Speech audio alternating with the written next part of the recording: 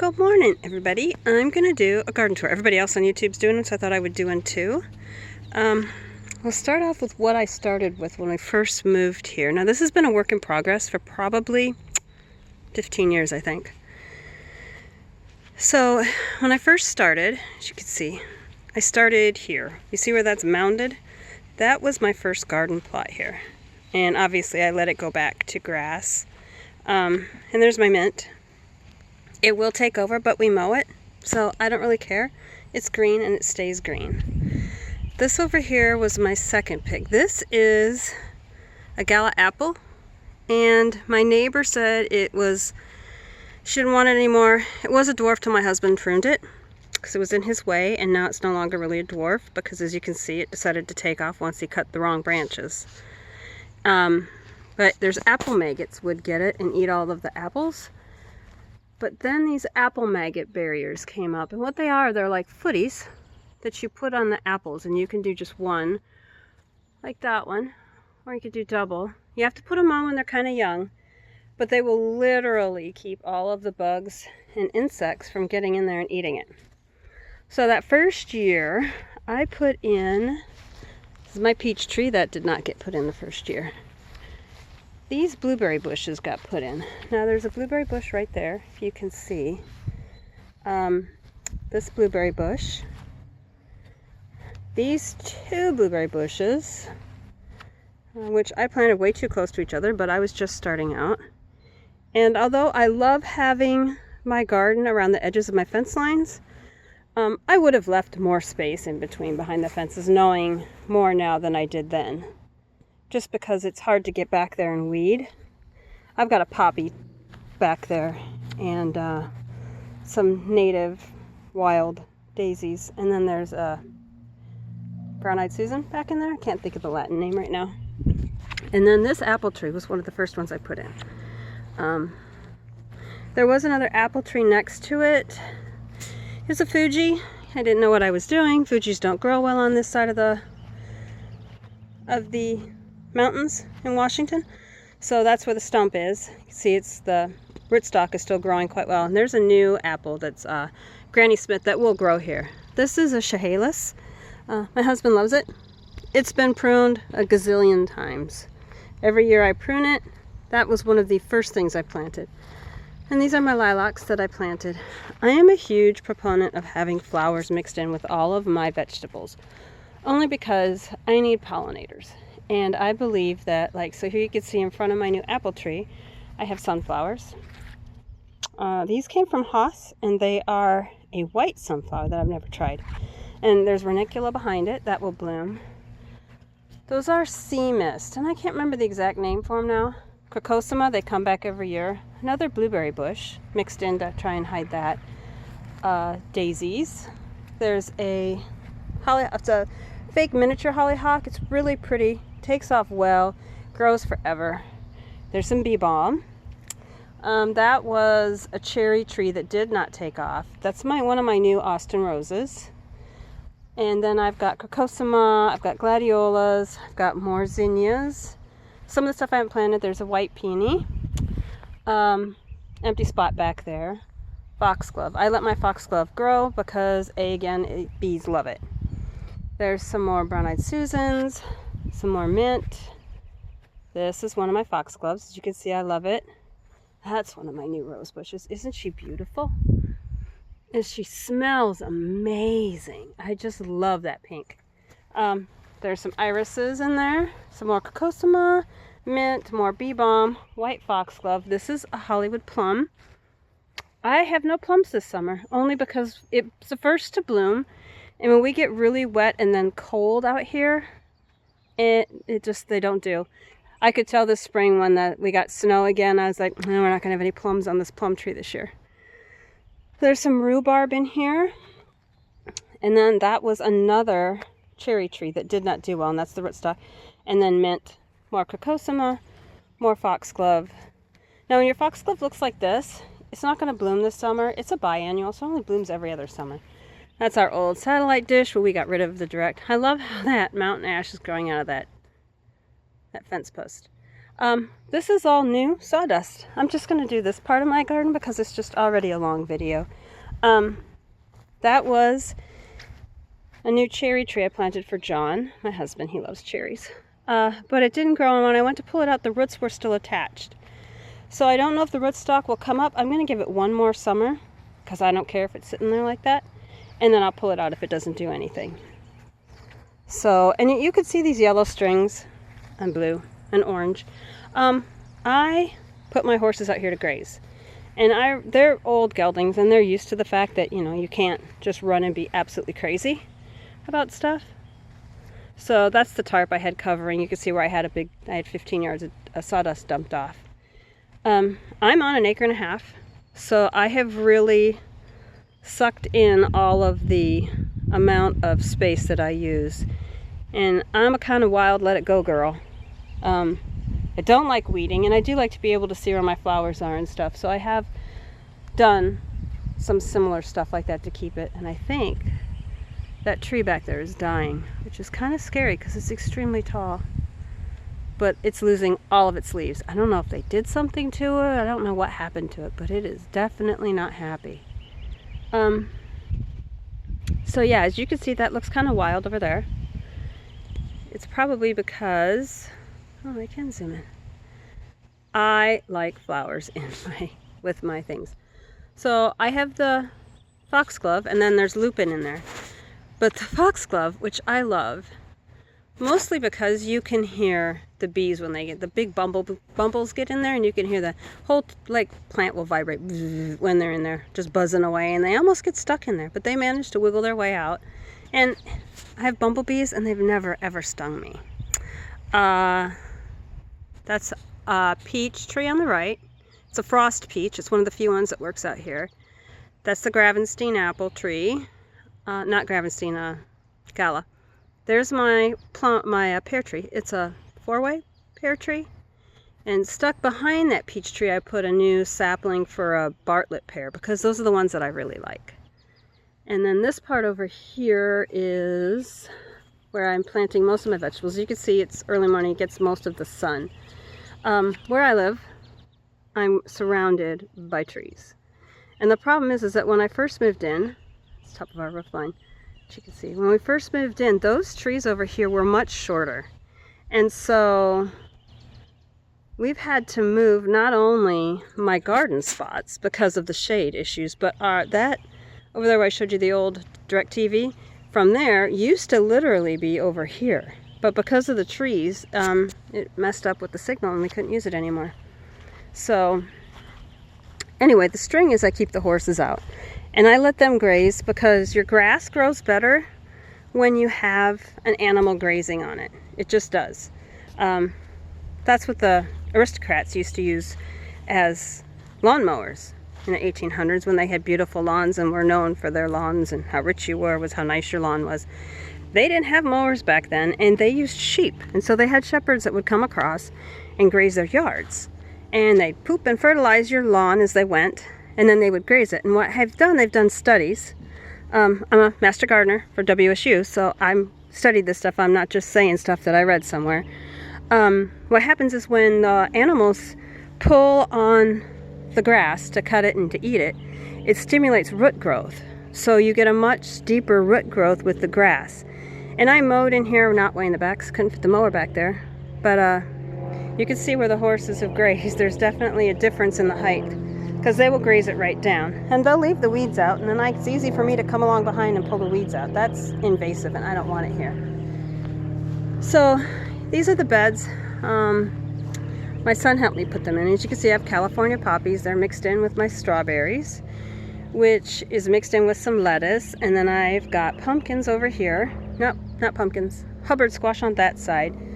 Other types of winter squash over here. I just love those California poppies. The bees love them. They come over, they see it, they pollinate my strawberry flowers. I also found out that I have purslane in here, which is, I don't want to do it so that let's see if I can get a picture in here. It's hard to see. Purslane is that right there. It's a very edible It's almost like a succulent, but lots of people don't like it because it spreads really well. It's very yummy.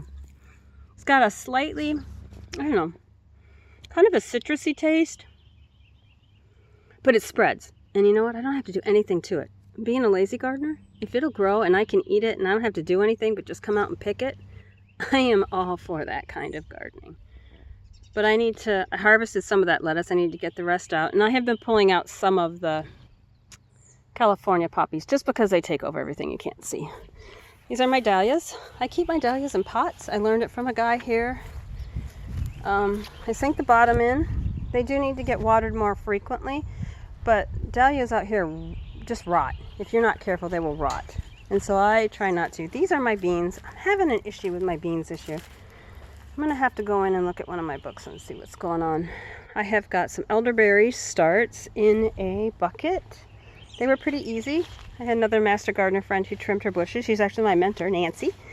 And she cut these branches, stuck them in a bucket of water, left them there for a couple of weeks so they could start to root. And then I came and just stuck them in some dirt. I think that's mostly horse poop and a little bit of dirt mixed in. But they're not a root vegetable, so I don't care. This is a white lilac I got when I was working off board for my horses. I had them boarded. It was a cutting.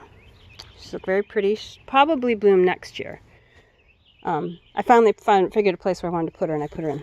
That is a bay laurel, so I will never have to buy bay leaf again.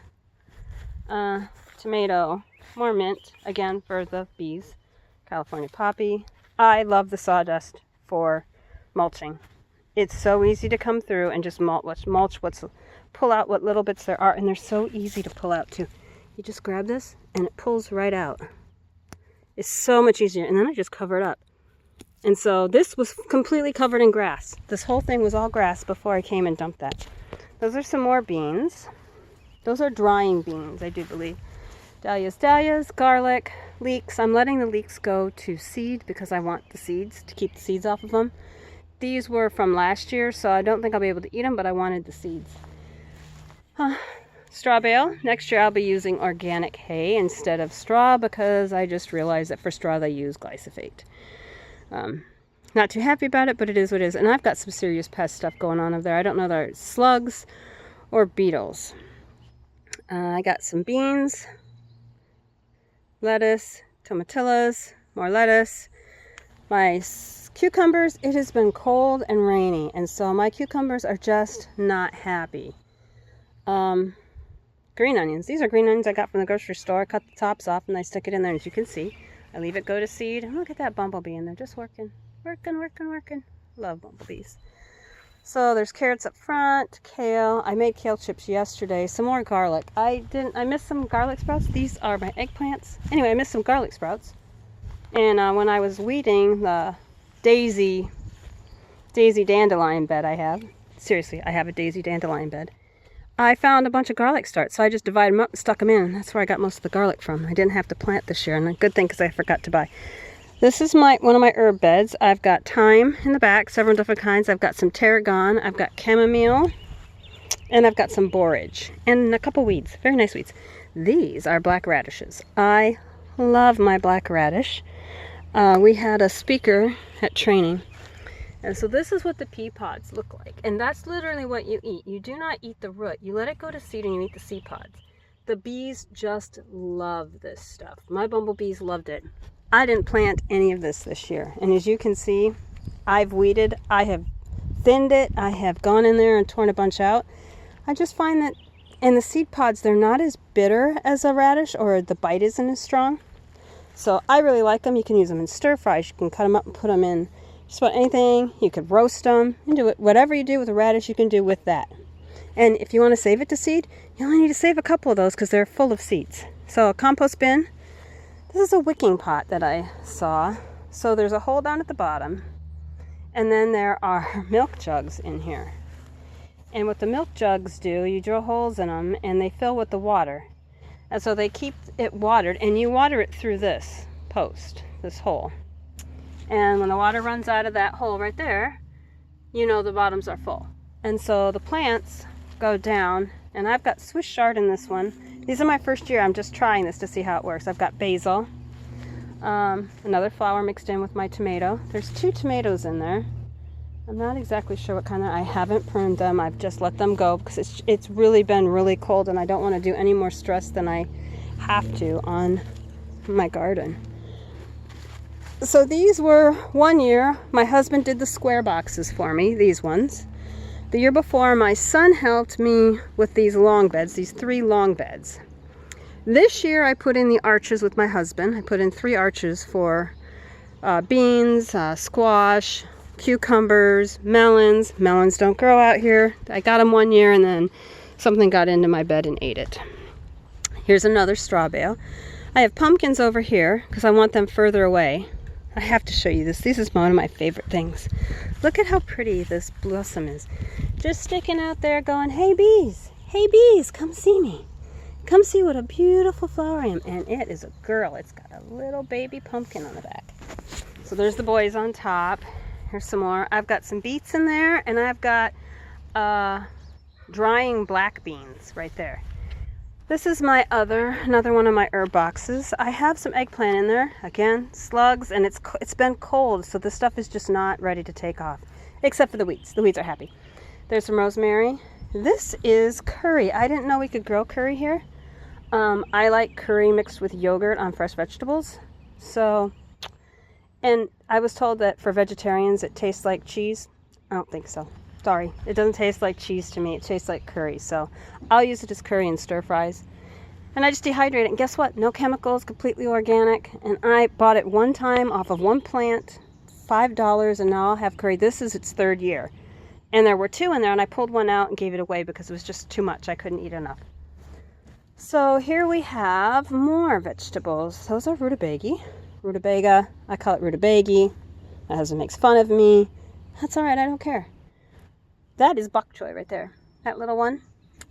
I'm hoping it doesn't get too hot today because the last time it got this hot, it bolted. It got to that size and then bam, bolted, and I didn't get to eat any. Another tomato. More kale. I love kale. More Swiss chard. I need to get in there and harvest that. All these tomatoes right here, volunteers. Yep. As you can see, it's been too cold for even my broccoli to do well. It's just not been nice. I need to weed again. That is weeds. We weed every day if you're a gardener. Here is some more beans. I'll have to look at my notebook. I'm not sure what kind these are. More lettuce. Parsley. 2 different kinds. I got the curly kind, and this is for my guinea pigs. My husband has pet guinea pigs, and he is just enamored with them. Loves them. There's that little pear tree I told you. I bought a new Bartlett pear. There's a rose bush in a bucket. And Jack isn't out because he's a bad boy this morning. He has to stay inside. I grounded him for fence fighting with the neighbor's dog. Yeah, his sister gets him into trouble. She's a little terrier and does nothing but cause trouble. But he likes to help me garden, and how he does it is he either eats what I pick and put in my basket to bring in for dinner, or he grabs it and buries it. So those are potatoes. I did not plant those potatoes. They're Jack did. That's my sage bush. I bought that probably 6 years ago. And every year I hack it up and I pot some up for the Master Gardener plant sale and I donate it. And every year it comes back just like this. I haven't done anything with the flowers because the bees like it. And then really I don't need it. It's pretty. Brings pollinators in my yard, gives them an organic source of food. I'm just going to leave them. I'm not going to worry about it at all. I'm just going to let it go. Coneflower. My bees loved them when I had the bees. I think that's turkey tail mushroom. I need to find somebody who knows more about mushrooms to make sure it is, because if it is, I'm going to harvest that. This is a pineapple bed. We had all these rounds. We had a bunch of trees cut down. And we had some training on a pineapple bed at the Master Gardener training. And it's what they used in Britain to grow vegetables in the wintertime. Of course, they covered theirs. I don't cover mine. So I just rolled these logs all the way around. And it's big. It is probably, I don't know, at least 50 feet long. And I can get 3 rows of small stuff. Mostly just 2 rows. But it goes all the way down almost to the length of the fence. And then I filled it with horse poop. Literally, it took me one whole summer to fill it with horse poop. And I need to add more this fall because as you can see, it's gone down. Now the first year I didn't grow any root vegetables in this because it was mostly horse poop. But like the cilantro and your peppers, your lettuce, your parsley, your flowers, see, there's some leftover gladiolas, California poppies, more gladiolas, cabbage, spinach, beans, tomatoes, anything that's not carrots or a root vegetable, you can grow in the horse poop. They're happy. I know they say to wait 4 years. You know what? I did an experiment one year. I put horse poop around one plant and just plain mulch around the same plant, bought it from the same place, same exact plant, and the one that had horse poop around it doubled in size. Beautiful green foliage. I cut the flowers off because it was the first year I wanted the roots to establish, but yeah, so I use horse poop, and well, that gives me an excuse to tell my husband why I have horses, because you could see ghosts out there.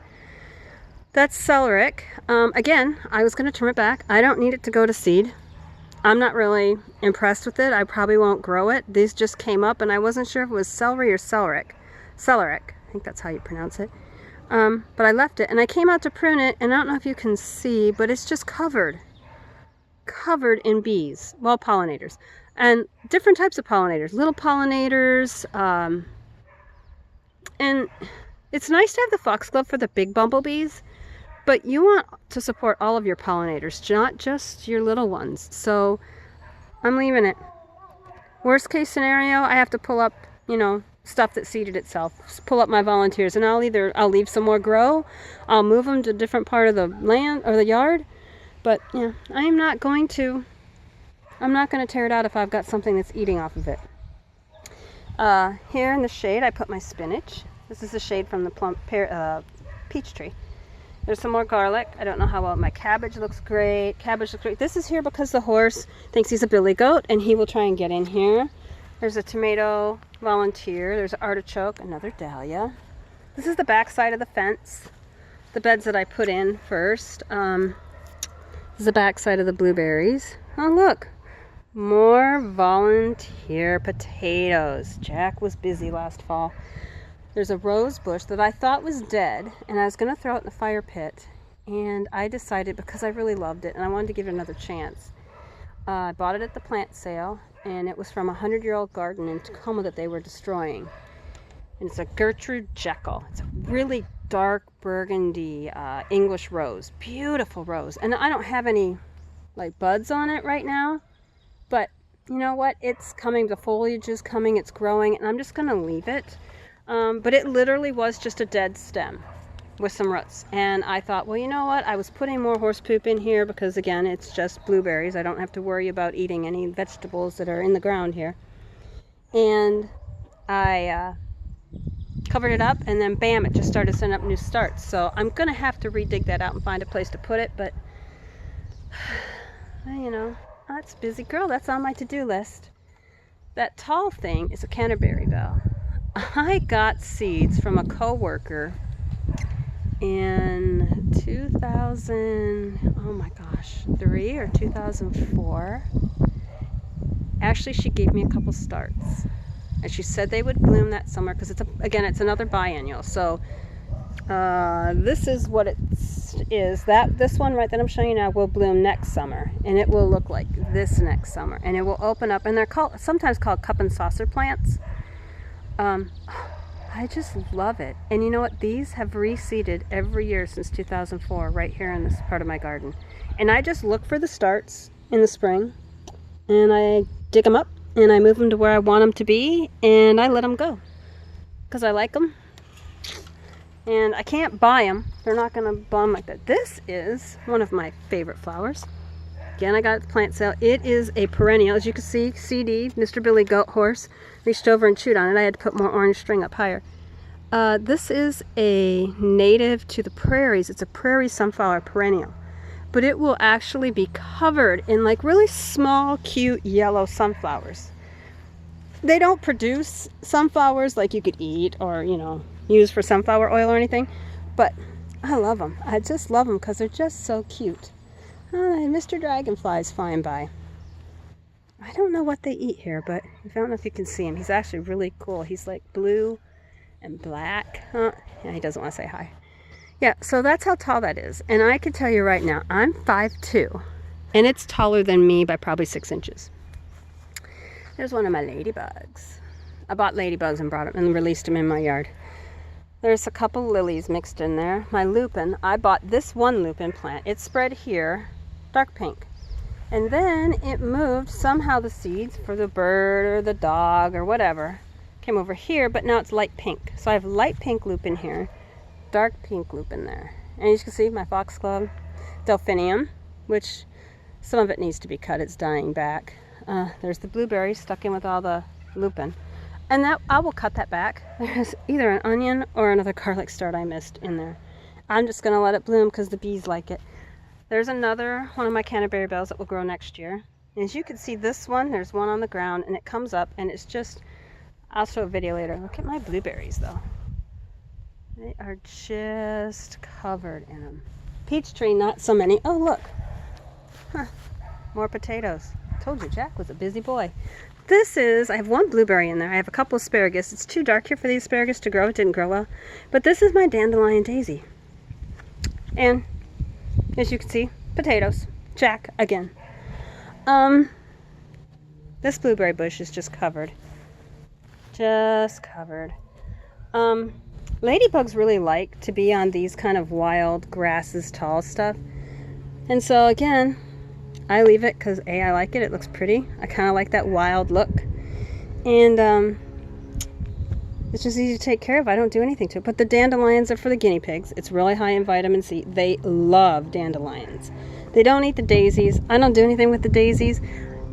Half of this bed, these daisies, I transplanted from other parts of the yard. I pulled them up and purposely put them in here because I like them. Four-way pear tree. More rhubarb. Ooh, I need to make some more rhubarb jam. And look, hidden over here in the far corner, another potato. Jack, I swear, that boy. Some pots. I have ginger root in this. Hopefully it will grow. There's a melon. This is my little itty bitty tiny greenhouse. That melon will go in there in the fall if it's not ready. I'll find a way to move it all in there. Lettuce. Potatoes. Look, I had a covered pot. Jack will bury anything. He buries his sticks. So obviously he grabbed a potato from me and put it in this pot because I didn't put potatoes in the pots. But anyway, I had lettuce in here and all of a sudden potatoes started coming and I thought, okay, more potatoes for me. Lettuce and a tomato. The lettuce will eventually die out and I'll reseed.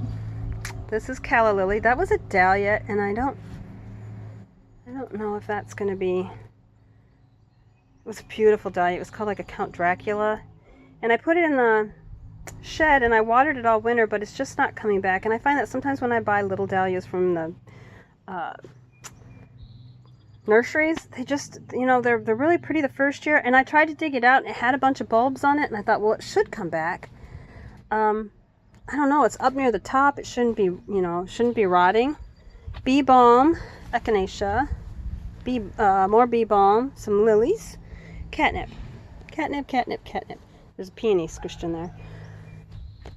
I have not wanted to do anything to my catnip because it seems to bloom in August when there's not much blooming. And so I leave it high moo. That's oregano, one of the first things I planted down there. Sorry, I wasn't showing you there's the catnip. Yes, moo, I see you. There's calendula, which has reseeded every year for the last 6 years. More calendula in front, the peony. I just make sure that my husband doesn't mow it. And again, I have more string because this is where the horses graze. Except for they got into my persimmon tree and chewed it up. So it's not happy. There's a peony behind there. It's just started last year, so I didn't get any flowers off of it. That was a huge, beautiful burgundy peony. More mint. As you can see, there's a big bumblebee in there working. I don't know how close he's going to let me get. They're so busy. Climbing rose, red rose. Lemon balm. Lemon balm is an amazing. So, the lemon balm, the mint, the cat mint, and the chamomile, which I showed you out in one of the square herb beds, is what I'm going to use to make Sleepy Time mint, Sleepy Time tea. And I won't have to buy any. And it will be completely organic.